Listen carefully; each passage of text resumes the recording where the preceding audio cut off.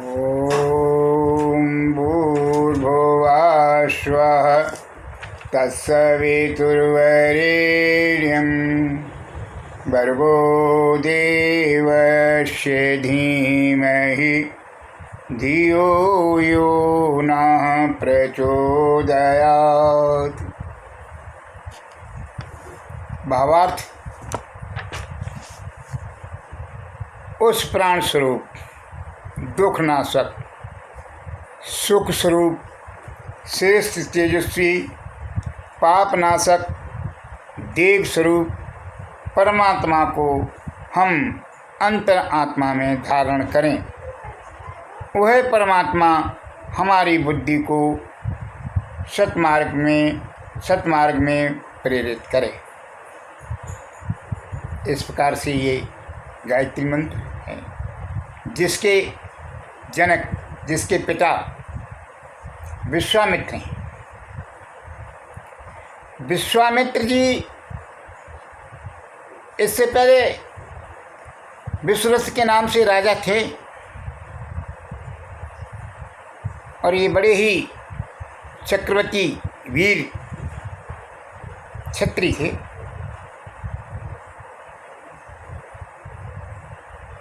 इन्होंने एक बार जो है अपनी प्रजा को, अपनी शासन को लेकर के दूसरे राज पर चढ़ाई कर दी। उस वक्त खेतीबाड़ी का काम था, बुवाई का काम था। किसान अन्नदाता है, पहले भी था, अब भी है। तो इस प्रकार से इन्होंने चढ़ाई कर दी और उसको राज को जीत लिया और प्रजा के पास अब खाने के लिए अन्न नहीं। अकाल पड़ गया, अन्न पैदा नहीं हुआ। क्यों? समय पर बुवाई नहीं हुई।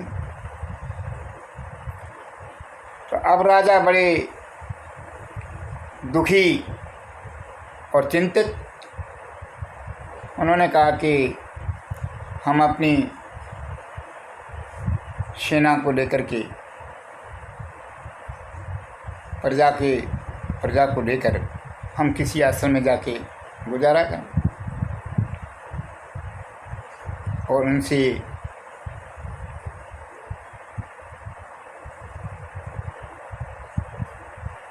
सलाह मशवरा करके फिर आगे की रणनीति बनाई जाए। इस प्रकार के सोच करके उस राज्य में तपोनिष्ठ महर्षि मुनि वशिष्ठ जी रहते थे। तो उनके आश्रम में गाय देव स्वरूप थी, देवलोक से आई थी।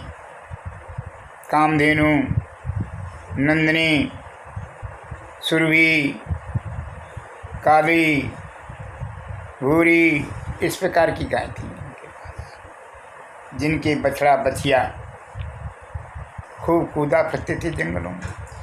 तमाम शिष्य थे जो उनकी सेवा शुश्रूषा करते। इधर से राजा हैं विश्वरथ पहुँच जाते हैं। उनके पहुँचने पर वशिष्ठ जी ने उनका आदर सत्कार किया, सम्मान किया, समस्याएं पूछी। और समस्या का कैसे निदान हो? उन्होंने कहा कि हमारे पास कोई व्यवस्था नहीं है प्रभु, हम ये इनको कैसे, जनता को हम इनका जीवन निर्वाह करें। तो वशिष्ठ जी ने योग माया से देखा, वास्तव में उनके पास व्यवस्था नहीं थी। फिर उन्होंने कहा अच्छा, हम तुम्हारी व्यवस्था करते हैं, आप चिंता मत करो। वशिष्ठ जी ने और माता अर्जुनती, वशिष्ठ जी की पत्नी अर्जुनती थी। तो माता अर्जुनती बड़ा दयावान, बड़ा सुशील। उन्होंने अपनी माताओं से, गऊओं से, वशिष्ठ जी ने और अर्जुनती माता ने सबसे कानों में कहा कि हे माता, राजा साहब आए हुए हैं और ये इनके यहाँ कोई चारा नहीं है, कुछ समय के लिए इनका लालन पालन जीवन निर्वाह कर दो। हम ही आपसे याचना कर रहे हैं। तो नंदिनी माता ने कहा कि आप चिंता मत करो, जब तक ये रहेंगे तब तक इनका भरण पोषण होता रहेगा। उन्होंने, नंदिनी माता ने, कामधेनु माता ने, सूरी माताओं ने सबसे सलाह मशवरा किया अपनी बहनों से, भाइयों से, भैया इनकी व्यवस्था करनी है। उन्होंने दूध, दही, जल से, अन्न से उन सबको तृप्त किया। कई महीने तक रहे वो। अब राजा विश्वरथ ये सोचते कि इनके पास कुछ नहीं है और ये आनंद ही आनंद है, सब प्रकार की व्यवस्था है। इस प्रकार जब उनकी आर्थिक कंडीशन सुधरी तब वो अपने राज को गए। उन्हें अब चिंता सताने लगी कि वशिष्ठ जी गुरुजी को क्या ज़रूरत है ये गायें रखने की, उन्हीं से ले आते हैं, उन्हीं से यहाँ पालन पोषण होगा, हमारी जनता का अच्छा और पालन पोषण होगा। वो एक दिन है, वो कुछ साथियों के साथ, अपने सलाहकारों के साथ वशिष्ठ जी के आसन में फिर आए। उन्होंने आदर सम्मान किया और वशिष्ठ जी ने भी किया। वो कहने लगे, गुरुजी हम आए हैं आपकी गायों को लेने के लिए, हमें गाय दे दो जिससे कि हमारी जनता का और हमारा भरण पोषण हो। आप क्या करेंगे गाय? आप जो हैं, आपके लिए आता रहेगा वहाँ से, रजवाड़े से। उन्होंने कहा कि प्रभु गाय नहीं दे सकते, ये हमारे गौए हैं, गाय हैं, माता गाय हैं, ये हमारे भगवान हैं, ये हम इनको नहीं दे सकते। तो राजा को बड़ा क्रोध आया, गुस्सा आया। राजा क्रोधी होता है, अहंकारी होता है। उन्होंने कहा महाराज नहीं दोगे तो हम जबरदस्ती छीन ले जाएंगे। उन्होंने कहा ये तो समय बताएगा भैया। तो विश्वरथ थे, वो अपने राजा को अपने घर चले जाते हैं। उसके बाद कुछ सेना लेकर के उस पर चढ़ाई करते थे। गौ माता ने कहा कि भैया वशिष्ठ जी को पुकारा। वशिष्ठ जी गए। अरे चेलाओं ने कहा कि भाई ये तो सेना आ रही है और क्या करने के लिए आ रहे हैं। वशिष्ठ जी ने अपनी योग माया से देखा कि ये गाय को छीनने के लिए आ रहे हैं। उन्होंने तुरंत ही, माता अर्धवंती ने और वशिष्ठ जी ने सब गायों के कानों में कह दिए कि माता आप अपनी खुद रक्षा करो, हम नहीं कर सकते। गऊओं ने कहा कि आप चिंता मत करिए, आप बैठिए और देखिए।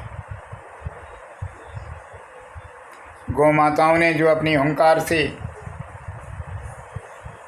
बख्तरबंद सेना तैयार कर ली। जैसी राजा की सेना आई वैसी बख्तरबंद एक गायों की हुंकार से सेना निकली और उन्होंने राजा की सेना को मार करके भगा दिया। राजा भी घायल होकर के चले गए।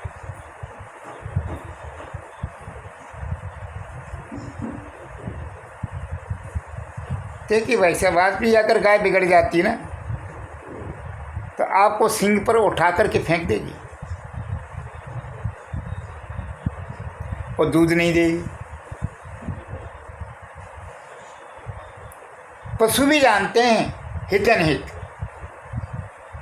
हम तो मानव हैं, मनुष्य हैं।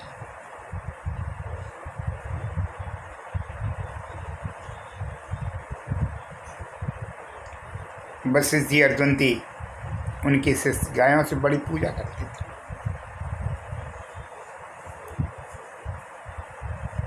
फिर उसके बाद राजा दशरथ को चैन नहीं पड़ा। उन्होंने कहा अरे भैया अब ये तो सब बेकार है, राजपाट बेकार है, हम भी ब्रह्म ऋषि वशिष्ठ जी मुनि बनेंगे। उन्होंने राजपाट है वो आने वाली पीढ़ी को सौंप दिया और जंगल में उन्होंने घोर तप किया। ब्रह्मा जी को प्रसन्न कर लिया। ब्रह्मा जी से कहा कि हमें उपाधि ब्रह्म ऋषि की दो,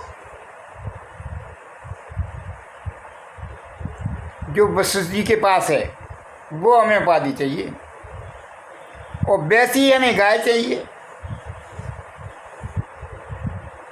उन्होंने कहा भैया ये तो वे ही कर सकते हैं वशिष्ठ जी, और किसी में कोई पावर नहीं। देखिए वो राजा था, उसके क्या अहंकार पैदा हो गया कि हम अर्धवंती माता को और वशिष्ठ जी को गुरु को ख़त्म कर देंगे, फिर हमारे पास आना है। जो कुछ है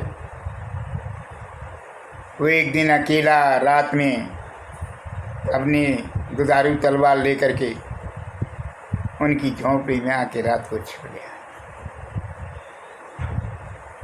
मारने के लिए आया। तो अर्धवंती माता और वशिष्ठ जी संवाद कर रहे थे। तो अर्धवंती माता कह रही थी वशिष्ठ जी, जो विश्वामित्र जो इतना बड़ा तप कर रहा है और ब्रह्मा जी को प्रसन्न कर लिया, और वो गायत्री छंदों का उच्चारण करता है और उसे सप्त ऋषियों में, महर्षि ऋषियों में, मुनियों में उसको गिनना चाहिए। तो वशिष्ठ जी ने कहा कि भाई काबिल तो बहुत है, योग्यता पूरी है उसके अंदर, पर एक कारण है कि उसे क्रोध और अहंकार ये अभी छूट नहीं रहा है। अगर क्रोध अहंकार छूट जाए तो उसके समान विश्व में कोई भी ऋषि नहीं है, वो हमसे भी ऊपर है। इस बात को जब विश्वामित्र जी ने सुना, उनके कान खड़े हो गए। उन्होंने कहा ओहो, माता अर्धवंती को और वशिष्ठ जी गुरु को हम मारने के लिए आए। रोने लगा, बोला ये हमसे बहुत बड़ी गलती है। गुरुजी सही कह रहे हैं कि हमारे अंदर क्रोध और अहंकार अब भी नहीं छूट रहा है। प्यारे भाई और बहनों, क्रोध और अहंकार मनुष्य का मरते दम तक नहीं छूटता।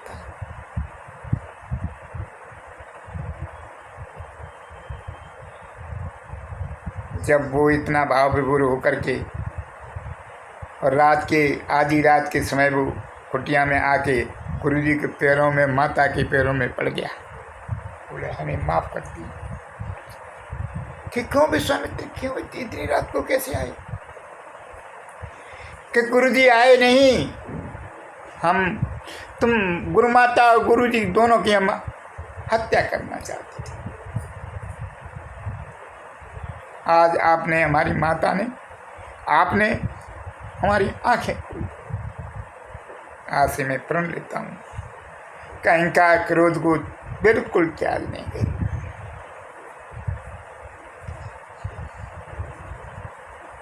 इस प्रकार से विश्वामित्र जी ने अहंकार क्रोध को बिल्कुल त्याग दिया। उसके बाद जो संतों का समागम होता है उसमें उनको ब्रह्म ऋषि विश्वामित्र की उपाधि दी।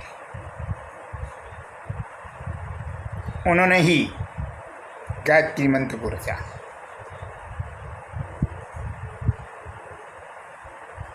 और वशिष्ठ जी के बड़े आज्ञाकारी विश्वामित्र जी हुए उन्होंने सप्तऋषियों की परंपराओं को बड़े ढंग से स्तंभ से उन्होंने सबको संभाला।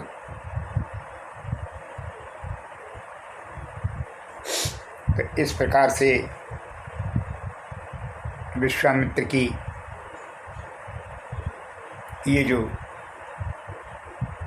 कथा है बड़ी पुनीत है, बड़ी पवित्र है। देखिए, आदमी अगर पूरे कर्मों को छोड़ दे तो भाई साहब वो आदमी बड़ा पवित्र हो जाता है। हम बुराइयों को छोड़ दें। अगर बुराई हमारे पास लेस मात्र भी रहेगी, अहम रहेगा, घमंड रहेगा, ईर्ष्या रहेगी, जलन रहेगी, राग द्वेष रहेगा, हम असफल रहेंगे जीवन में। सफल होने के लिए, जीवन में सफल होने के लिए हमें इन चीज़ों का बहिष्कार करना होगा। हम इन चीज़ों को छोड़ना पड़ेगा। जाति तो नहीं है, लेकिन इनमें अंकुश लगाना बहुत ज़रूरी है। अंकुश लगाइए।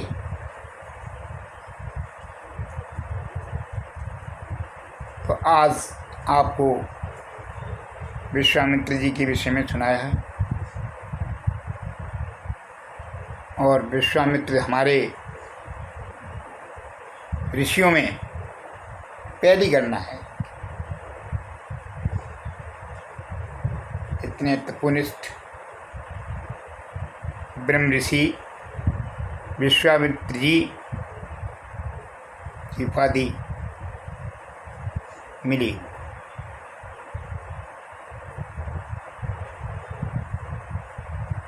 तो आदमी जीवन में अपने को साधे तो करते करते अभ्यास के जड़ मत होते सुजान।